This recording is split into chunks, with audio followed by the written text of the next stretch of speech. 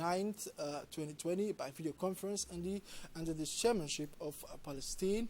On the agenda of this ordinary session were many important Arab issues, including the Palestinian cause in the light of the accelerated development in the region in recent times, as well as the development of the crisis in Libya and other political crises on the Arab scene.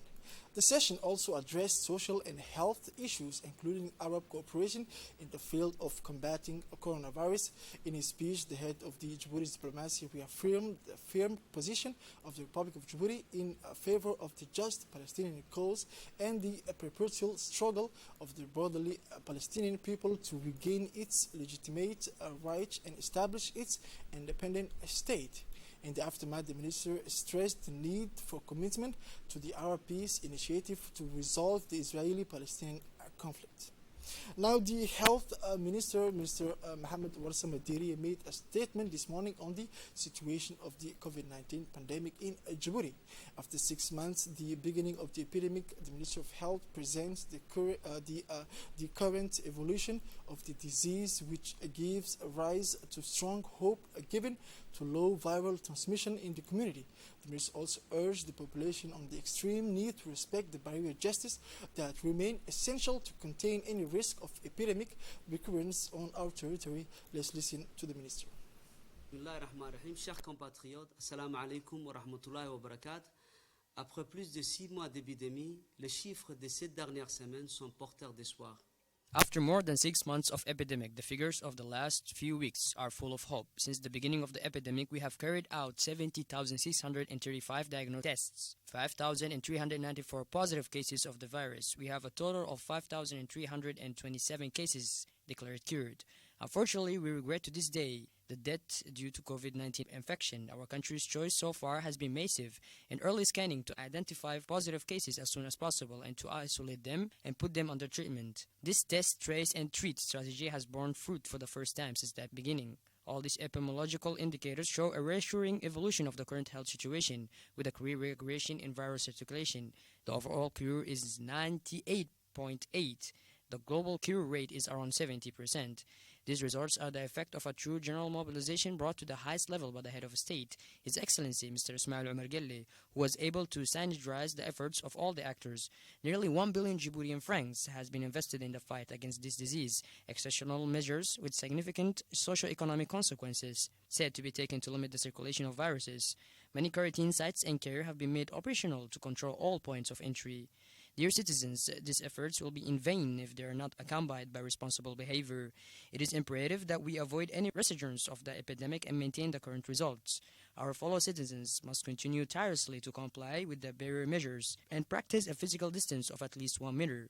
This is the only way to overcome this epidemic. Finally, I would like to pay a tribute to all the healthcare personnel. It is up to the screening officers to investigate, research, and contact cases and all those who, from near or far, are involved in the health response. We are grateful. The entire nation is grateful. Let us remain vigilant. Let us respect the gestures of the barriers. Let us continue to protect each other. Thank you for your attention. In the afternoon of Wednesday, September 9, the final of the Super League of Balbala took place at the soccer field located near the fire station in the district of Sheikh Musa. The two finalists of the match were the team of Sheikh Musa and the team of Place Nasibonag.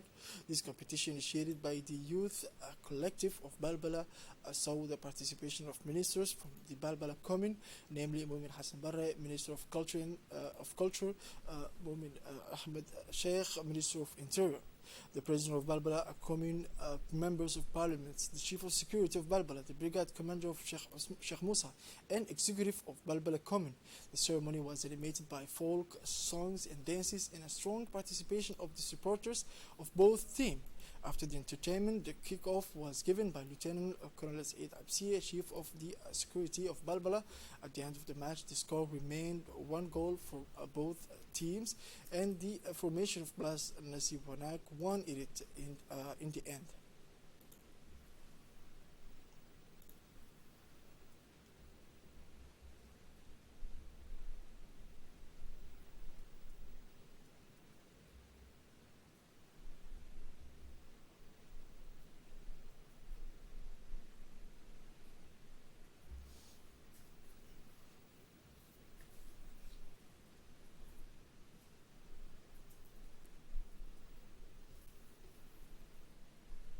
The CNSS explores with the Ministry of Higher Education and Scientific Research on the opportunities for specialization of its physicians and training of its paramedics.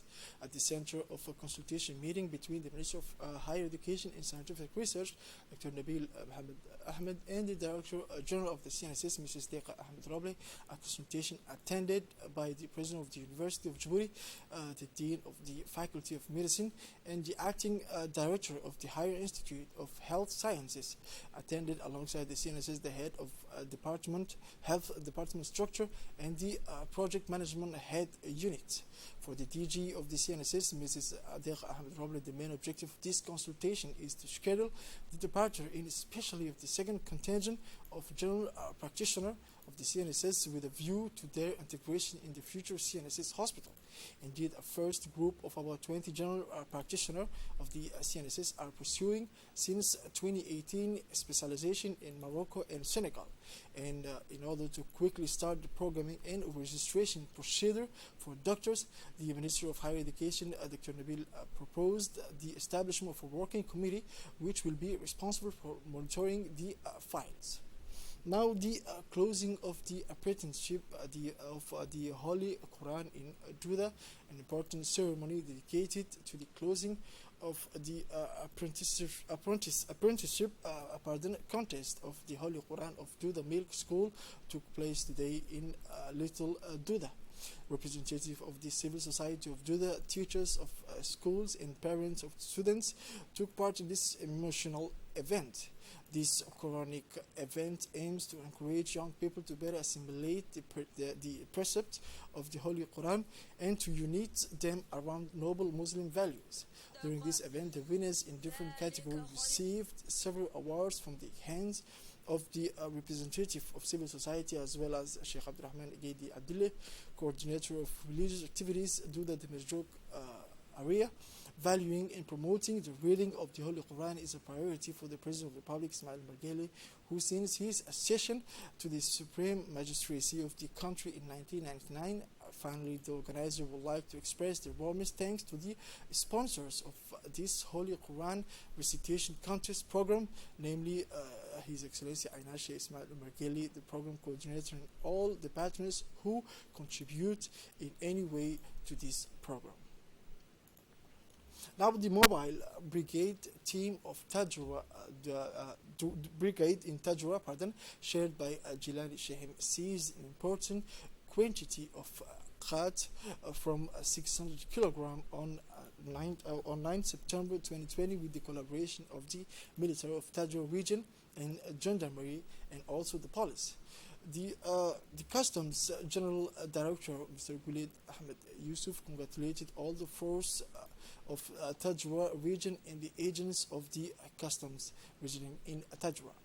Moving into the international news, the abuses committed against the Rohingya have long been documented, as this stateless Muslim minority on its own soil is considered the most persecuted in the world by the UN. Let's listen to the following report by our colleague Dini Musa. Two soldiers of the Burmese army, Myanmar, admitted participating in the extermination of the Rohingya Muslims and committing crimes against them in various forms, including rape, execution, and mass burial. The two soldiers shared their testimonies with international prosecutors during the first official and public recognition by Burmese soldiers of what they had committed against the Rohingya Muslims. On Monday, the two soldiers who fled Myanmar last August was transferred to The Hague, where the International Criminal Court is examining the crimes of the Burmese army against the Rohingya. This is it for this edition of 9 p.m. Thank you for watching us and have a wonderful evening.